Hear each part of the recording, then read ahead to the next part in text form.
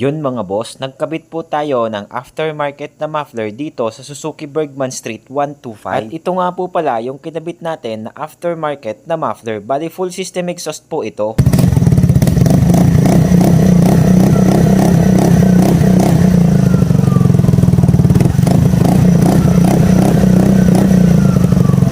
Ganun po ang magiging tunog niya kapag nagkabit kayo ng aftermarket na muffler na to. Ang maganda pa po sa muffler na to ay plug and play na po ito mga boss. Hindi nyo na po kailangan magparimap pa.